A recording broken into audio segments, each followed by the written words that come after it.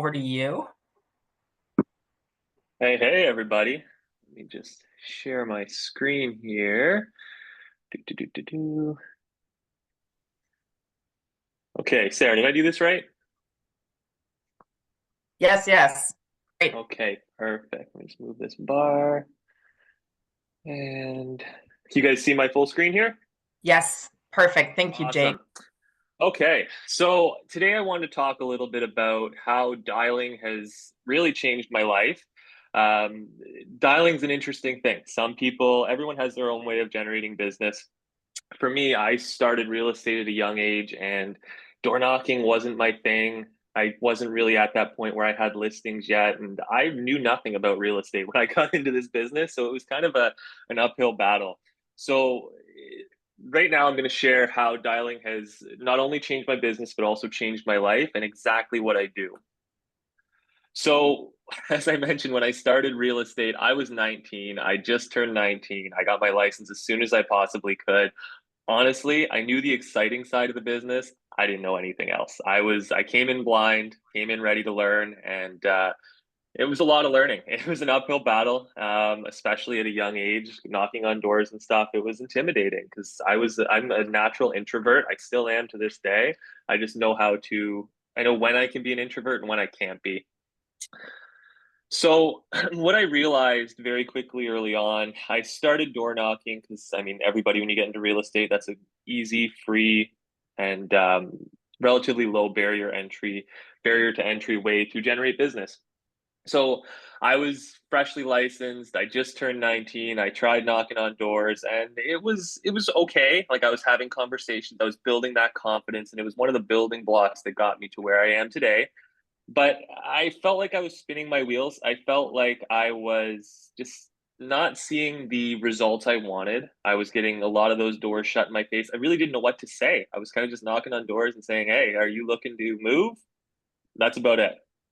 So again, I was early on and I didn't really have much coaching, or I just kind of failed as I went. So I really quickly learned that business wasn't going to come to me and I needed to go out and figure out ways to find it. And I need to find that prospecting method that works for me.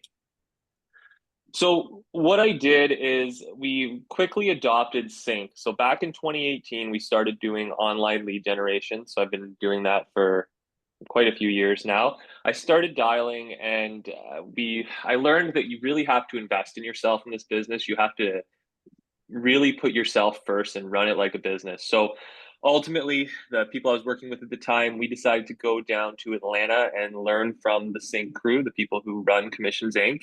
So we learned exactly what to say, when to say it, our tonality, all that stuff. It was kind of a 4 or 5 day boot camp. And when I got back, I just kept calling because I didn't have business. I didn't have buyers or sellers I was working with. I didn't have people I could leverage. So I just kept calling until I started to find my success. What I started to notice when I was just blindly calling and I didn't really have a system is I started to see waves develop in my business. So I started to see that I would get super busy. I'd have 3, 4 things on the go. I'd have a listing or two. And I started to get really, really busy. I would put calling on the back burner. And then you'd start to develop these waves that's really hard to get out of. So you'd have these super busy months and then these super, super slow months where you have nothing going on. So I learned that you really need to be consistent with your calling and your prospecting efforts. I also learned that the more I practiced, the better I got. My conversion just consistently increased over time, the more I did it and the more I tried. And the one thing I feel not enough people talk about is that getting better on the phones gets you better at everything else in this business. You can convert realtor.ca leads much easier. You can talk with agents about deals much easier. Everything becomes easier when you put effort into calling and when you put effort into overcoming objections, learning your scripting, working on your tonality, and working on your pace of speech, because some people talk very fast when they're new. As you get more comfortable, you start to develop your systems and figure out who you are in this business. So I started to feel like I was getting business, I was getting busy, but I still had those humps I didn't like. I didn't like going 2 months without income and then having a great month. Who would like that? It sucked. So I kind of went back to the drawing board and I figured out what worked for me. This is the system I built. This is the system that I use today, and this is exactly what I do. So for me, I've tried all different types of time blocking for my time. This is what works for me. So every single week, I call for 10 hours. So it's 2 hours a day is the goal. But in this business, some days we have crazy days. Like today, I should be calling right now, but I'm here presenting. So I have to make up for it other days or front load my week. I know at very minimum, I need to get 10 hours a week, no questions asked. That's my commitment to myself. Another thing I did that works well, I am an organized person for anybody that knows me. Um, on my calendar, I put blocks. I use Google Calendar as my time blocking system, as everything. I put my appointments in there, I put my drive times to my appointments, from my appointments, all of that stuff, so I can see how my day lines up. I have two 1 hour blocks on my calendar that I can move around, but it's a non negotiable. I know I am not deleting those blocks unless I get my hour of calling. Some people track by dials, some people, everyone has their own system. This is the system that works for me. Then, as I continued on, I learned that follow up was really important. So on our team, we use Follow Up Boss. So I use Follow Up Boss very heavily. I use the filters, I use the different ways of filtering things, the templates, all of that stuff to make sure I'm staying in touch with my long term nurtures, my hot leads, my active clients, all that stuff. As I started to do this, I started to feel like I was kind of in my groove, and that's where I stay to this day because it's working for me. So, circling back, like I said, you have to figure out a system that works for you. Over the years, this is the system that I found that works for me, might not work for you. Maybe you're better tracking the dials that you're making versus the hours spent calling. Everyone has their own system. Second one, focus on your scripting. It's really, really important to dial in what you're saying. You have to have an elevator pitch. You have to have an authentic reason why you're calling people, and you genuinely have to be helping people. Leads me into my next point. You have to focus on genuinely helping people and asking good questions. At the core of calling, it always comes back to that. I just had a realtor.ca lead I converted about a week and a half ago. She called me on the wrong listing. Because I knew what to say and I knew the questions to ask, I turned her into an active buyer. We went and saw uh, within the last week, we've seen about 16 properties, and we have one offer that we didn't go through, and I have an offer out today with her as well, just because I knew the questions to ask and I knew what to say. So, like I said, just calling for online prospects does not only generate you business, it helps you convert other business and other avenues as well. It also changes you as a person. Like you get better at talking, you get more confident on the phone. It's overall just a great tool that I'm so thankful that I started it at a young age and I've been able to build this over the last couple of years because I really contributed to my success. And the final point, don't judge yourself against other people's success. Too many people look at me. I've been calling since 2018. If you pick up the phones tomorrow, you're likely not going to see the same success rates that I do. But you have to remember that today is the best day to start. Tomorrow's the second best day to start. Time doesn't care about your feelings. It doesn't care if you don't want to call today. You just got to do it. You just got to start making calls and do it. So another thing I wanted to share was talking about spending our time wisely. So this is a study that I like to share with a lot of people that are new to dialing. Feel free to reach out to me after. I can send it to you. There's just a couple key points I wanted to talk on. Number one, you can see there, best days to make contact. I mean, yes, there are better days to make contact, but like I say at the bottom there, calls anytime are better than no calls at all. Do not hyperfixate on this. Just know Wednesday and Thursday, maybe even Friday, those are some days that you should really, really be making sure you're making calls and putting the effort in. The best times to make contact, again, these are 15.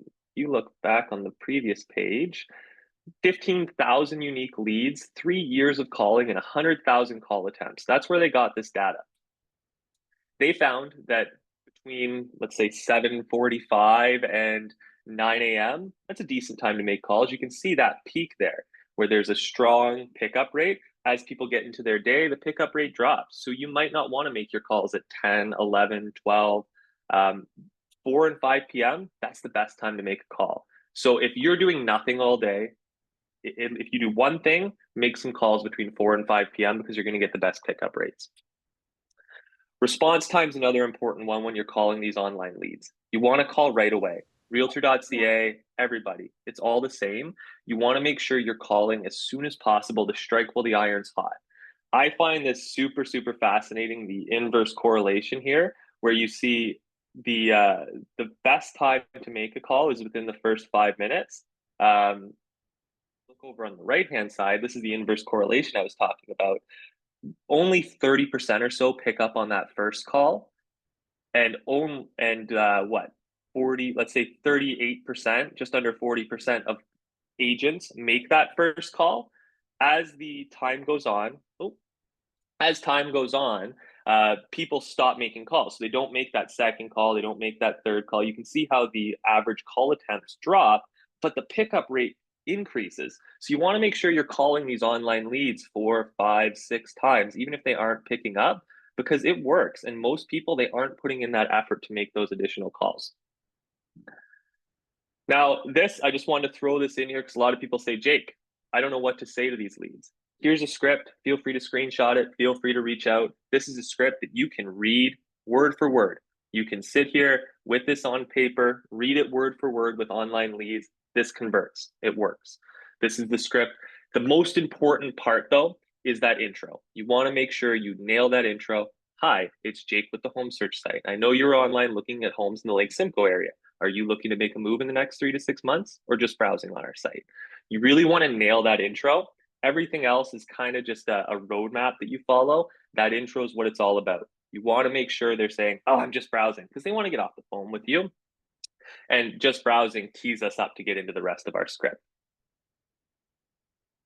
One important thing to remember, a lot of people hyperfixate again on their success. They want to see results within the first day. Calling is a numbers game.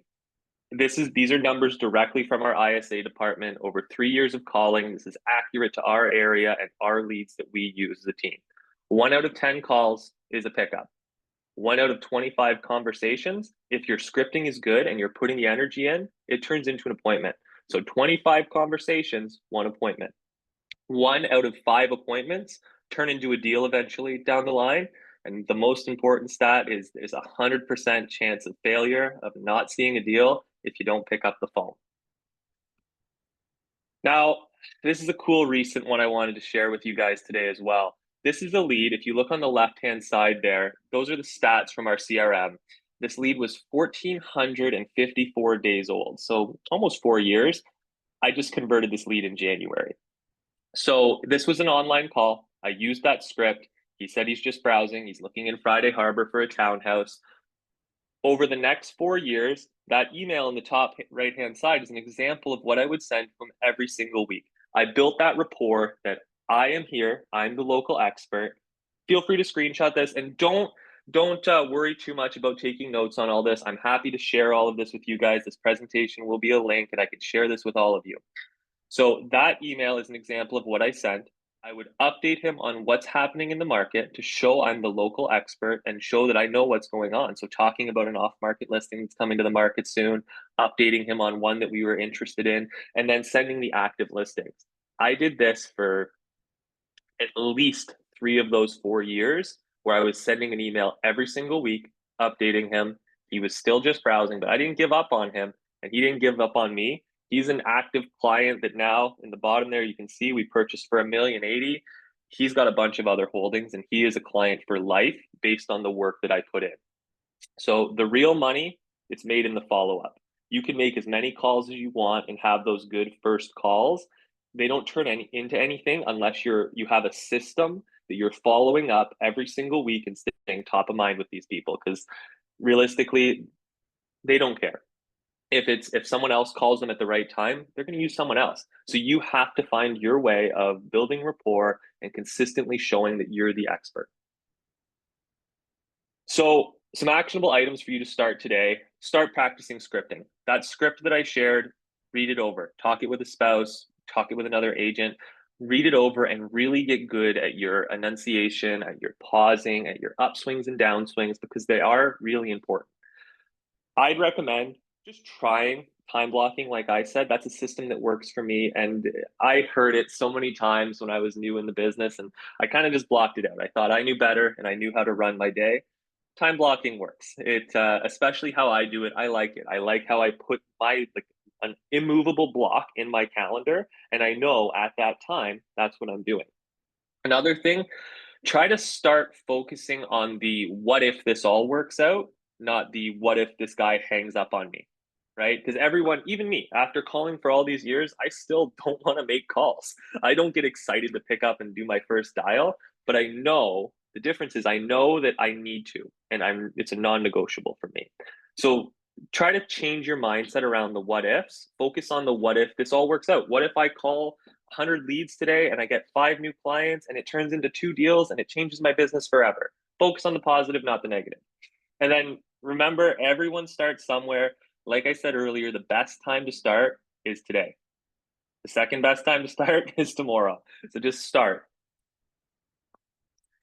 That's pretty much it from me. I wanted to leave some time for questions. So anybody that has questions, we can answer. In the bottom right-hand side there, that's a link to my link tree. So feel free to scan that. It has a link to pretty much everything. I also host a live dial call for anybody that wants. You can jump on, hear exactly what I'm saying to people, learn from me, ask questions, all that stuff. All those links are in the QR code in the bottom right. Or if you don't like QR codes, just go to my Instagram at Homes by Jake, and all of that will be in my bio. So good. And I just shared the lifestyle link in the chat. Thank you. So you can join right after, which is so great. Chuck, go ahead. Yeah, thanks, Jake. This is amazing. I've always been so curious about your story, right? Because I've watched you build and grow. So I do have three questions, if that's okay. Let's do it. You. And one of them is one that I ask every time on these calls because I'm so rural. My town only has 400 people. Even the town of Picton only has 4,000 people entire population. So I'm wondering, I think I've asked you this before too, but where are you getting all of your numbers that add up to 10 hours a week, and how much are you spending on them? So thankfully, I'm a part of the amazing Jennifer Jones team. So that's a part of what we do here. Honestly, I don't have anything out of pocket. That's one of the benefits for me being on a team, that I'm not spending money on getting these leads. We use a system again called Sync, where we generate these online leads. It's similar to KV Core and all those other things. You can use Make It Rain in KV Core. I know that's an interesting program that can help as well. The idea is, or you can also use Telelink, but business has been built around calling what's called a warm lead versus a cold lead. A warm lead is someone who has signed up online, they're looking at homes, they're starting that process. A cold lead is someone who, like just off of telelisting or something like that, I'm getting their number and trying to turn them into something. So for me, again, it's all about warm leads. You can generate those pretty much anywhere. KV Core is a good system. With EXP, we have free access to it. Again, we use Sync, but that's just our personal choice. Yeah, I use Property Boost, and it'll generate 20 leads in a week, but that's not 10 hours dialing. That's where I'm like, where are you getting all of this? Yeah, I think one thing too, though, we on our team have what we call the pond, where a lot of leads that we haven't yet got on the phone, because let's say you get those 20 leads in a week. I don't know about you, but I'm probably not going to get all 20 on the phone. There's probably going to be, let's say, 5 or 10 that I don't actually get on the phone. Those 5 or 10 consistently accrue in our pond, and then we can call that pond anytime. So we have a pond of 16,000 that have never been talked to that we just consistently call through. I get it then. So for me, it's time. I just need to spend time stuff and then pooling the stuff. Because you're right. The majority of people aren't answering the phone. So then my next question is, when do you spend all your time blocking? When do you sit down and do that? When do you do that in the week? Honestly, I have it set up. I don't. I have it set up as like in Google Calendar, you can do an event as a repeatable event. So like for instance, for me, I like to go to the gym every morning. So I have my gym time block, and it's set like from 5:30 to like 6:30 a.m. is time blocked in my calendar. And every week that's a repeatable process that I just delete once I've done it. Same with prospecting. I have those blocks set up. I mean, it might have taken 15 minutes the first time I did it. I just set up blocks I use gray as my non-negotiable time in my calendar. And I have a weekly repeat Monday through Friday for those 2 individual 1 hour blocks. And then I just move it around accordingly. You just click and drag it, put it where you want. Just know that for me, my non-negotiable is that I'm not deleting that without doing it. It has to fit somewhere in my calendar. Yeah. Okay. So you have basically a time block calendar that has worked for you forever. So you just are Yeah. Would, And everything goes in there. My appointments, my personal life, everything's in my calendar. So I know I'm making time for the things I want. If I go to a car show in the summer, that goes in my calendar and I'm blocking that time off so I can spend it. Like everything I'm doing in my life is on my calendar. It allows me to track what I'm doing. It allows me to make sure I'm doing what I want to do. And within the idea of prospecting, it makes sure I'm getting my timing in. Yeah, I guess I was just wondering because I was trying to do mine like Sunday nights, like prepare the whole week thing. But I was wondering if you did that or. I tried that. I find you can't hyper fixate on being. I mean, I'm not perfect. I messed up my time blocking just as much as I've made it right. But the idea is that I'm still consistently doing it and I'm putting those hours in. I'll be honest. There's weeks I don't hit my 10 hours. I might be 9, but that's 9 hours I didn't do before. I try not to hyper fixate on it being 100% perfect because our business is not 100% perfect. No. All right. Thanks. Absolutely. The other thing was, I think you already answered because I was going to just ask if you're calling everybody immediately, which is what I'm doing, then who are you for the other 10 hours every week? But it's the people that aren't picking up. So it's rolling into the pond. 9 times out of 10, I'm not calling a new lead. I'm calling an older lead. You said it too, so I'm curious. And sorry to take up all the time. No, Anna. You say you're calling a lead 4 to 6 times. Are you doing that all in one day? No. Everyone has their own system. Generally, if it's a brand new lead, you want to call them 2-3 times within the first day. So quickly after they register, maybe in the afternoon, maybe in the evening. And then over the next 7 days, you really want to make sure you're getting those 9 calls in within the first week. You want to make sure you're getting as many calls in as possible. And then after that, they kind of go into the pond and you do maybe weekly or monthly calls. But you just want to make sure you're always hitting as many people as you can. Love it. So just don't give up. I love it. Don't give up. Use my example of that 4 or so year old lead where I consistently every week sent an email, wasn't much work, and I turned him into $1 million deal. Awesome. Thanks, Jake. Absolutely. Anna. For the new agents, can I ask you the question? How many times we have to hear no before we give up? Everyone has their own answer. But practice like I mean, really, when do you give up and let the potential lead go? I have a different answer than most. It depends on what they're saying to me. Like if I hear in their tone they're really rushed and whispering and they're saying, no, I'm at work, I can't talk right now, can you call me back later? That's different than oh no, I'm not, I'm just browsing.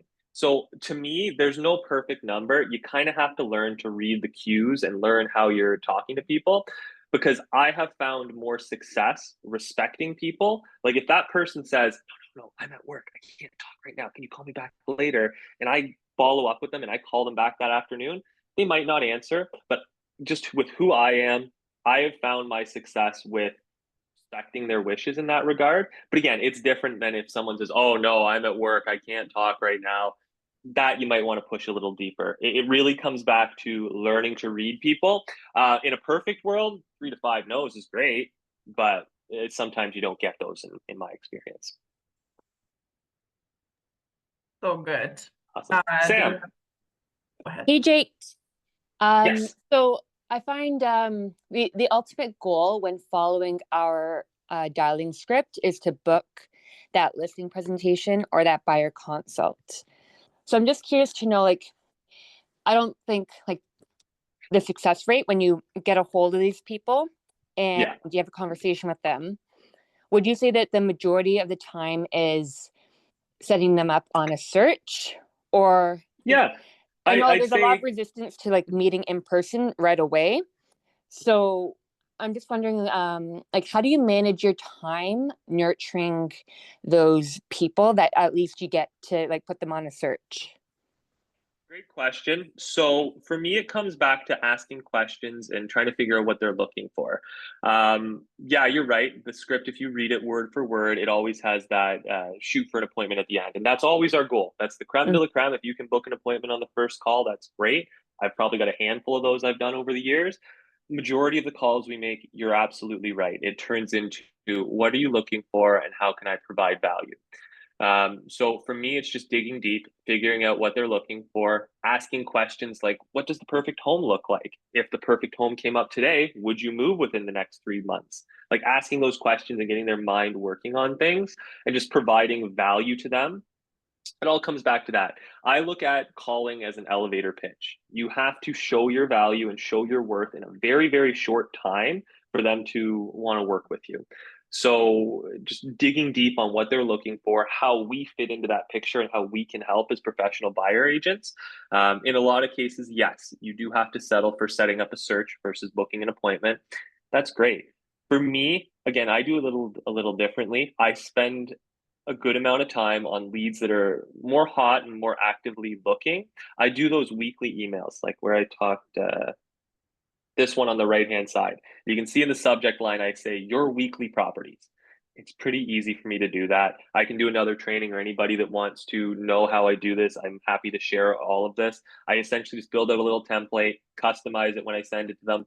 I probably have 30 or so people I send a weekly list to. Might take me hour and a half out of my week, but this guy's a perfect example. I mean, I spent 3.5, 4 years on it, but it still turned into a deal, and he's a client for life just based on sending those pretty quick emails every once in a while, calling every once in a while, just building that system of follow-up to make sure I'm top of mind. Right. That's awesome. I'd like to see that template in more detail. Yeah, for sure. Just feel free, reach out. I'm happy to send you everything I got. I'm an open book, and honestly, copy exactly what I do and find your success. I don't keep secrets. Everything I do is I'm happy to share. Awesome. Thank you. I find that the biggest barrier for me to keeping consistent with calls is managing my nurturing time with my lead generation. Absolutely. It's just one of those things too. You have to remember it's all a numbers game. You have to put in time. I mean, I've had sync deals where I've called them, they've turned into something within 2-3 weeks. I have them under contract. I have other ones like this where over 4 years of nurturing went into it and it turned into a deal. Some are quick, some are long. You just gotta invest the time and know at your truest truth, whatever you want to call it. Just know in your heart that the energy you are putting out will come back to you. If it is from this person, if it's from someone else, whatever, just know it's coming back to you and keep doing it. Don't give up. All right. Thank you. Absolutely. So awesome. So what I'm hearing is we're going to do another Feature Friday soon. Back by popular demand. Do we have any other questions before we release you all up into the wild? Any other questions for Jake? So good. Jake, this was absolutely amazing. Thank you so much for spending your time with us this morning. And folks, if you've been hesitant to hop on the phones and get dialing, this is your opportunity. You can actually hop on live dial with Jake right now. Yes. Link is, like I said, in the chat. So join him. Go, and dial. Let's do it. Have an amazing day, everyone. And we'll see you next week. Thank you, everybody. Have a great day. Thanks, Jake.